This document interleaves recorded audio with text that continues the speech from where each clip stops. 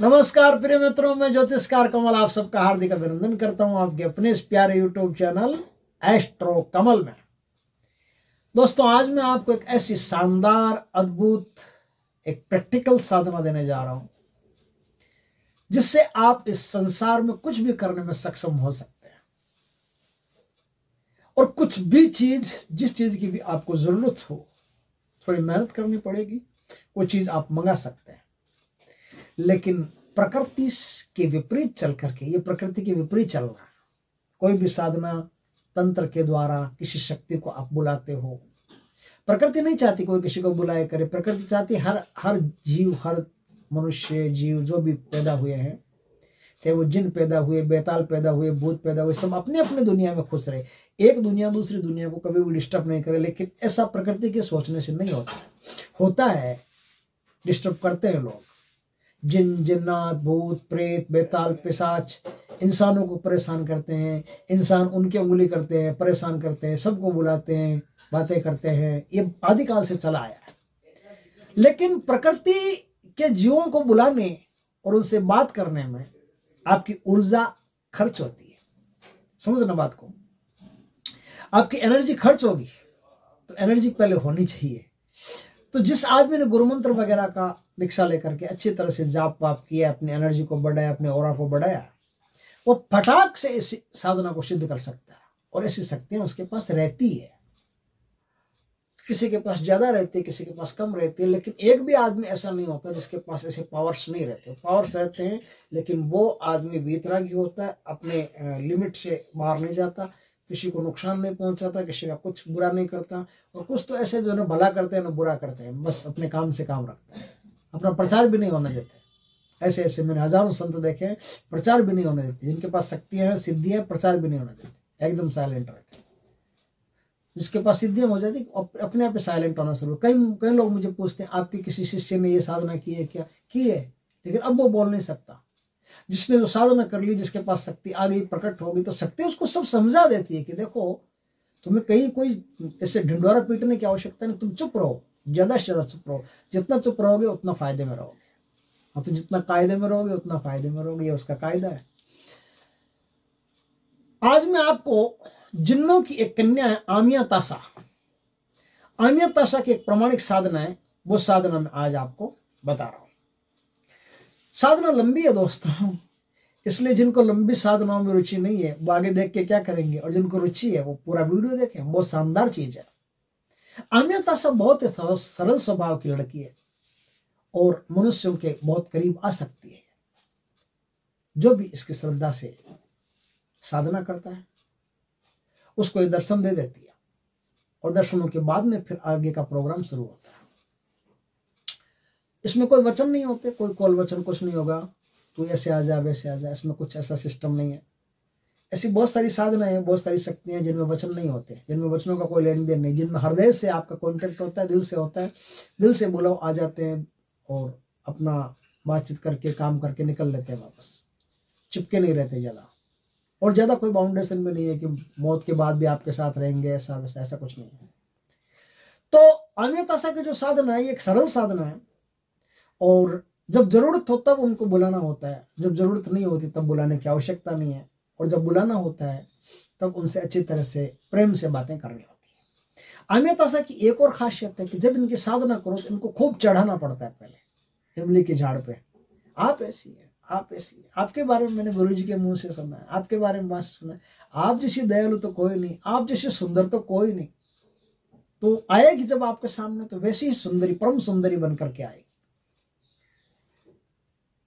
लेकिन तारीफ है उसकी करते रहना पड़ेगा, तारीफों के पुल बांधता रहना पड़ेगा। तो इस साधना को क्या कैसे जाएगा वो मैं आज आपको पूरा प्रकरण, पूरा तरीका बता देता हूँ। आप आराम से साधना को अपने घर बैठ के कर सकते हैं। घर बैठ के तो क्या कर सकते हैं, जामुन के पेड़ के नीचे करना पड़ता है।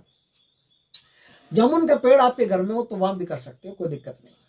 और अगर बाहर हो तो बाहर जामुन के पेड़ के पास बैठ कर सकते हो। जामुन के पेड़ के पास एक दिन पहले अच्छी तरह से जल वल छिड़क करके एकदम बैठने लायक मस्त जगह बना लीजिए, एकदम सुंदर बना लीजिए उसको।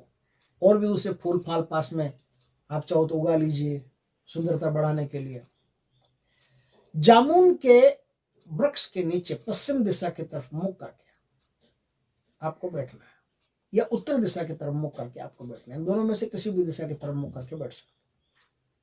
आपके पास कौन सा आसन होगा इसका कोई सवाल नहीं, बस काला नहीं होना चाहिए और नीला नहीं होना चाहिए। सफेद आसन हो, लाल आसन हो, कोई भी आसन आपके पास हो सकता है। आसन का मतलब इसमें जो साधना में आसन लगेगा वो इतना वो foot by foot, 1.5 foot by 1.5 foot का आसन नहीं होता है। ये लंबा आसन होता है ना। जिसे मुसलमानों में एक लंबा आसन होता है ना, वो नमाज पढ़ते हैं, वैसा एक लंबा आसन लगाना पड़ेगा।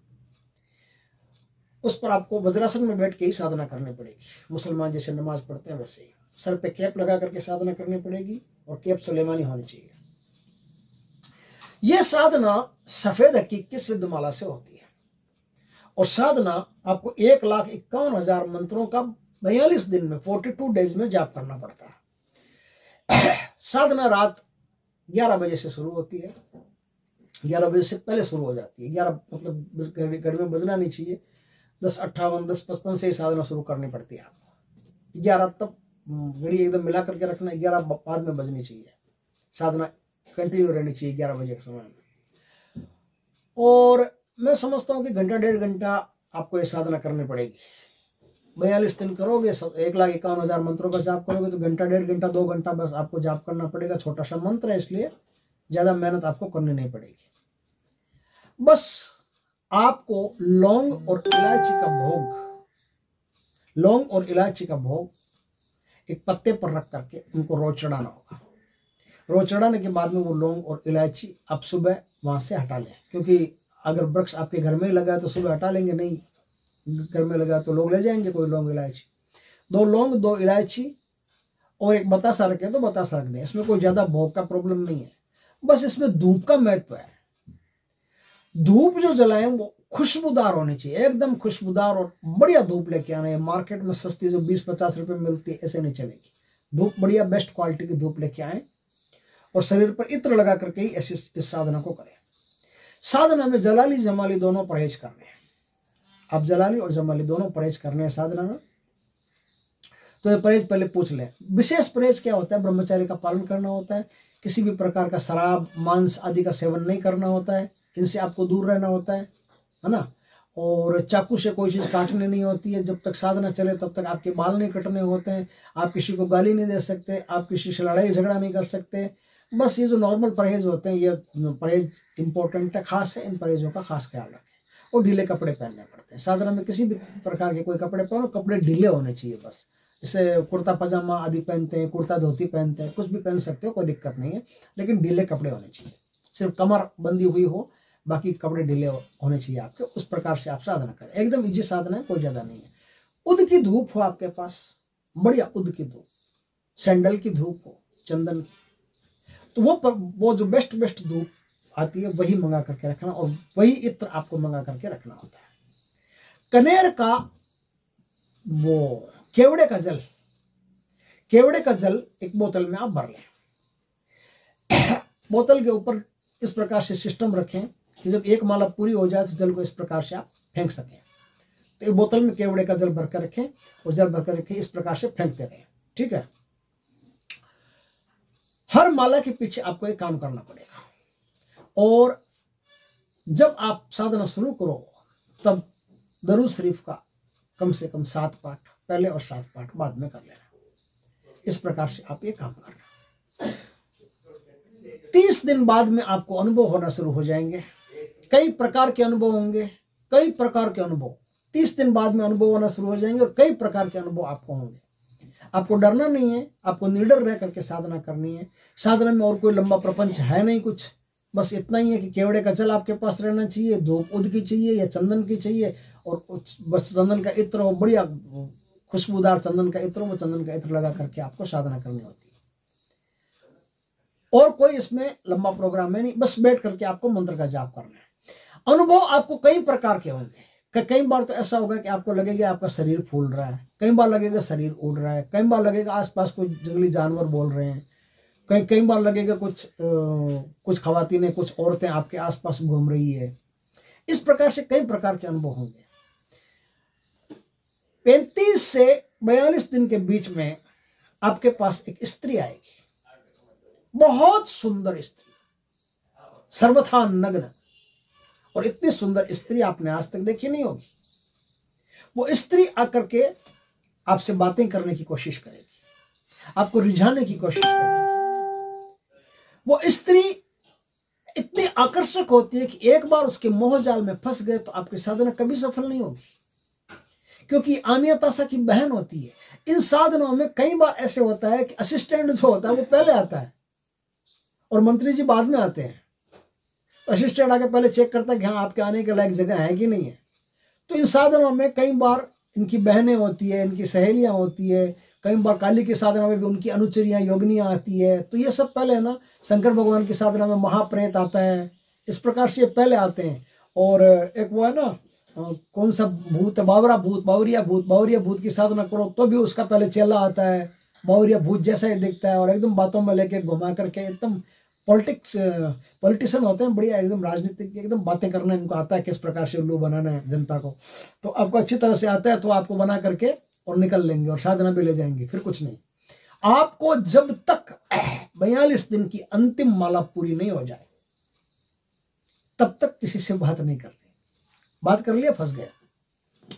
जब आप अंतिम माला पूरी कर लेंगे तब वो शक्ति खुद आएगी, मुस्कुराती हुई, हंसती हुई, मुस्कुराती हुई, अत्यंत सुंदरी, ऐसी अद्भुत सुंदरी जैसी इस धरती पर कभी आपने देखी नहीं होगी, इतने सुंदरतम रूप लेकर। और ऐसा ही उसका श्रृंगार रहेगा, लेकिन वस्त्र नहीं रहेंगे। शरीर पर सोना, माणिक, हीरे, पन्ने, मोती ये सब चमकते दमकते रहेंगे, लेकिन वस्त्र एक भी नहीं रहेगा। निर्वस्त्र अवस्था में रहेगी, लेकिन शरीर पर आभूषण प्रचंड रहेंगे। अब पता नहीं वहां कोई दर्जी है कि नहीं है, लेकिन रहेगी इस प्रकार से। तो वो आपके सामने उपस्थित होगी और तब आपसे पूछेगी कि मुझे क्यों बुलाया। तो आप कहेंगे कि मुझे आपके दर्शन करने और मुझे बहुत सारे काम करने हैं, मुझे ये चाहिए वो चाहिए, जो भी है सिद्धियां चाहिए। तो कह देगी ठीक है तथास्तु, तुमको मिल जाएगा, आपको दे देगी। लेकिन एक बात है, वापस नहीं आएगी। आप कहोगे मैं आपको वापस कैसे बुलाऊंगा, मैं आपके वापस दर्शन कैसे करूंगा, आप इतनी अच्छी हैं, इतनी सुंदर हैं, आपके जैसी सुंदरी संपूर्ण ब्रह्मांड में दूसरी नहीं है, कोई ऐसी मैंने आज तक देखी नहीं, देख भी नहीं सकता, है ही नहीं कोई, आप ही हो एक। इस प्रकार से बातें कर करके जब इस प्रकार से आप उनको चढ़ाएंगे, बातें करेंगे, उनकी तारीफें करेंगे तो खुश होगी। तब आप उनसे कहेंगे कि हे देवी, हे सुंदरी, हे परम सुंदरी, मैं आपके दर्शन दोबारा कैसे कर सकूंगा। तब वो कहेगी कि अपनी गोल्ड की एक अंगूठी उतारेगी, आपको दे देगी, भले अंगूठी पहन लो। आप उस अंगूठी को पहन लोगे तो अंगूठी तुरंत गायब हो जाएगी, आपके हाथ में रहेगी, लेकिन किसी को भी नहीं दिखेगी। सिर्फ आप उस अंगूठी पर हाथ रखोगे, इससे 3 बार उस मंत्र का जाप करोगे, आम्या तासा का। तो आम्या तासा का मंत्र का जाप करते 3 बार जाप करते आपको अंगूठी दिखने लगेगी। फिर उस अंगूठी को आप घिसोगे, मंत्र का जाप करते हुए घिसोगे 7 बार, 15 बार, ऐसे 21 बार जो भी है, मंत्र का जाप करते करते घिसोगे तो तुरंत आम्या तासा आपके सामने प्रकट हो जाएगी। लेकिन एक बात का ख्याल रख, जब तक बहुत ज्यादा जरूरत नहीं हो तब तक आम्या तासा को बुलाने की आवश्यकता नहीं। अब आपको कोई ऐसी सिद्धियां चाहिए, सपोज करो कि आपके आने की आवश्यकता नहीं, लेकिन मेरे को ऐसी सिद्धि चाहिए कि मेरे को किसी का काल ज्ञान जानना है, तो आपको अपने आप ही सिद्धि सेट कर देगी। आपके कानों में अपने आप आवाज आने लगेगी, या थर्ड आई में अपने आप दिखने लगेगा, कुछ हो जाएगा कि आपको किसी का भी काल ज्ञान दिखने लगेगा। आप चाहोगे कि हम किसी की बीमारियों को मिटाना चाहते हैं, ऐसा कुछ सिस्टम बनाइए, तो आपके हाथों में ऐसी ऊर्जा भर देगी जिससे आप किसी को छुओगे तो उसकी बीमारियां धीरे धीरे करके खत्म होने लगेगी। इस प्रकार के कई मेस्मरिज्म वगैरह में कई प्रकार के ऐसे सिस्टम हुए हैं, पहले भी हुए हैं। आदमी छूता है, पास देता है, तो पास देने से उसकी बीमारियां खत्म होती है। तो शक्ति उसके हाथों में इस प्रकार की स्थिति भर सकती है। तो आप किसी की बीमारियां दूर कर सकते हो, किसी का काल ज्ञान जान सकते हो, कुछ भी जान सकते हो, लेकिन ये जानने के लिए उनको दोबारा बुलाने की आवश्यकता नहीं। एक बार उनसे बात करो। दोबारा कब बुलाना है, दोबारा उनकी प्रशंसा करने के लिए आप बुला सकते हो कि आज आपकी बड़ी याद आ रही थी, आप जैसा कोई नहीं है, मैं चाहता हूं कि आपकी कृपा से मेरा जो सुंदर मकान बना है, सुंदर बंगला बना है, सुंदर हवेली बनी है, आप इसमें आइए, आप इसमें विराजिए। तो अपने जो ऋतु फल वगैरह होते हैं मार्केट में, जो नए नए फल आते हैं, वो फल उनको गिफ्ट कीजिए, है ना, बहुत सारी चीजें उनको खाने के लिए दीजिए, तो आपसे बड़ी प्रसन्न होगी। और फिर जब उनका दिल का दरवाजा खुल जाएगा तो ऐसी ऐसी चीजें, नायाब चीजें आपको प्रदान कर सकती है, जैसे आप करोड़ों रुपया खर्च करो तो भी ला नहीं सकते। वो सिद्धियां हो सकती है, वो शक्तियां हो सकती है, वो वस्तुएं हो सकती है, ऐसी ऐसी नायाब वस्तुएं आमिया तासा आपको प्रदान कर सकती है। तो दोस्तों इस प्रकार से ये संपूर्ण विधि विधान है, मैंने आपको बता दिया इसका पूरा।